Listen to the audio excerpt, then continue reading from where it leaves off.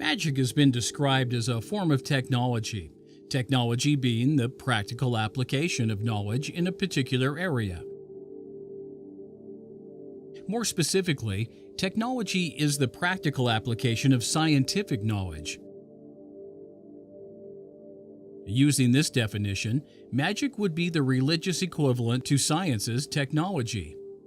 As Dean Radin put it, magic is to religion as technology is to science.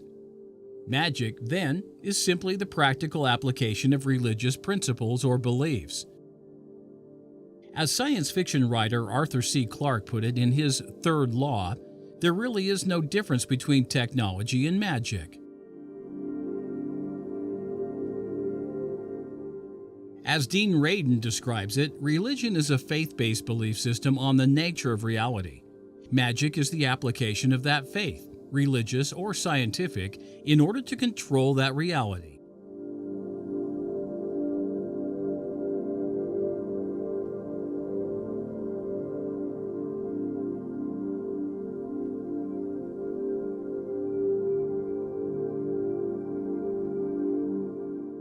Religion is a passive belief about reality, while magic is the active control of reality. Which brings us to faith. Faith, in the Christian context, is both theory and application, as well as passive and active. The Apostle Paul described faith in his epistle to the Hebrews as the substance of things hoped for but not seen. This belief, by itself, is a passive understanding about reality or desired reality, the substance of things hoped for. But it is more than that. Faith, true faith, also impels the believer to action. Joseph Smith explained this principle in his first lecture on faith.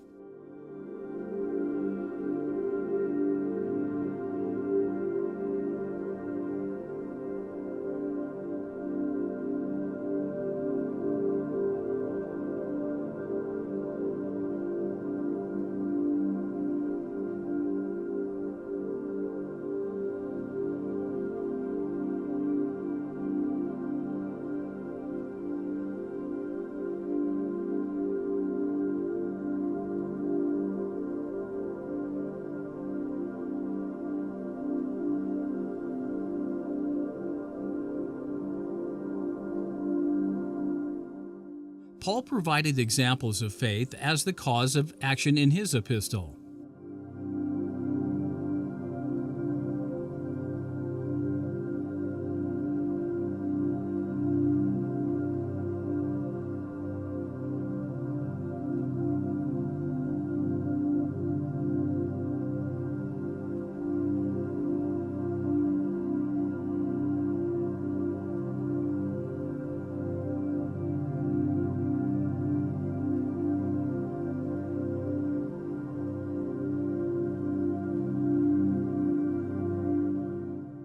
But these examples of faith are not magic or technology. To be magic, faith must also include power, supernatural power. And so it does. Paul continued with examples where faith was more than belief and more than an impetus to action. Faith, when applied, changed nature.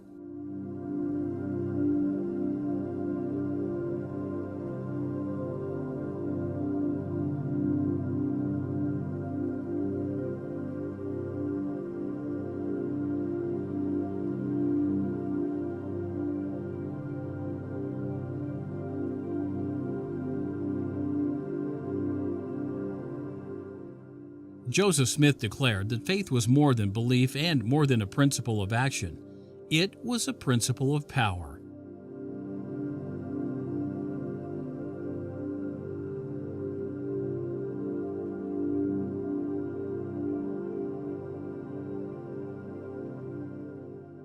It is through faith that all the miraculous deeds and events recorded in the Scriptures came to be, from the creation forward.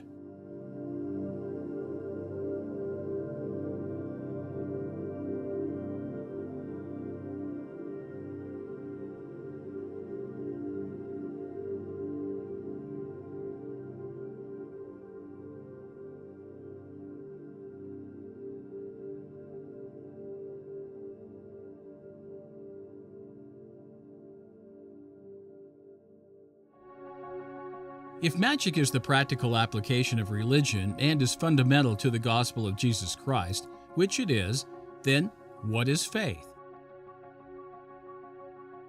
According to Joseph Smith, it is faith that is the governing principle of the universe by which all things exist and operate. Like magic, faith is a principle of power. It is the principle of power by which all things are created and exist. This begs the following questions. What is the inherent nature of magic, and what is the inherent nature of faith? What makes them principles of power, and how do they operate?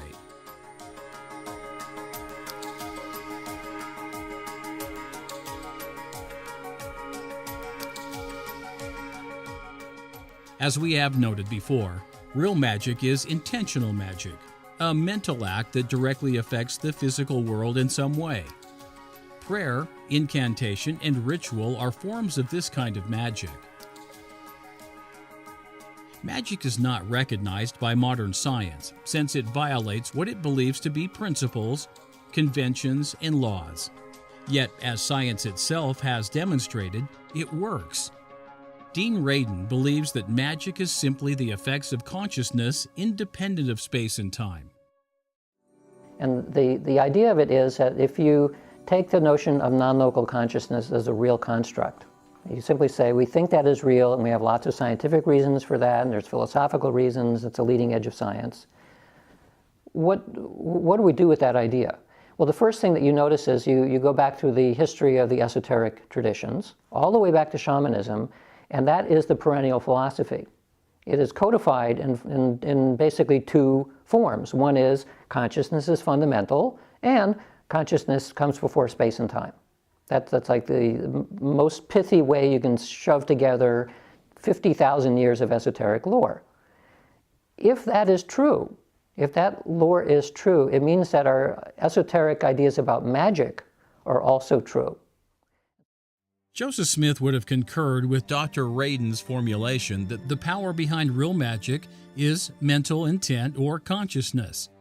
Joseph explained in his lectures on faith that the principle of power underlying faith is mental exertion, his term for mental intent or consciousness. It is the mental exertion behind faith that empowers the greatest miracles, and not any form of physical force.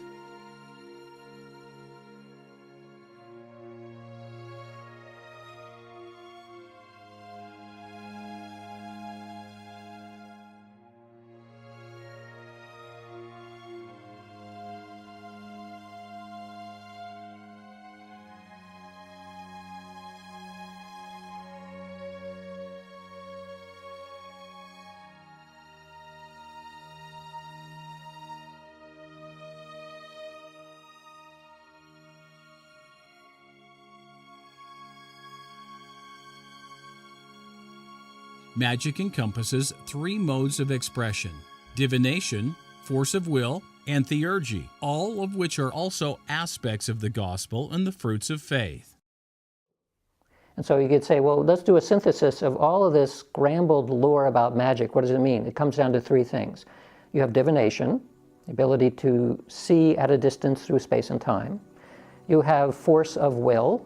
Your intention can push the world around. And you have something that the tradition is called theurgy, which is the two Greek words together, which means God work. But what it means is that there's something like intelligent spirits out there that you can interact with. And if you're really lucky, they'll do things on your behalf, and if you're not so lucky, they'll possess you or do bad things.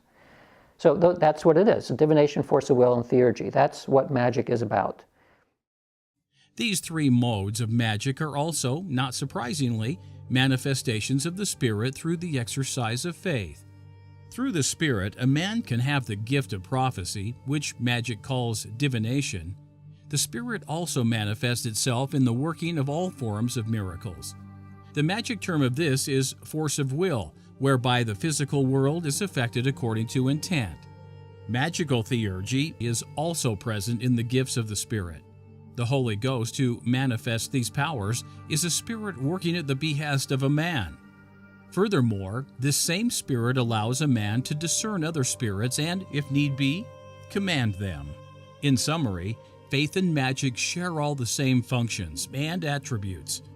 Magic, real magic in its gospel expression, is simply faith as a principle of supernatural power.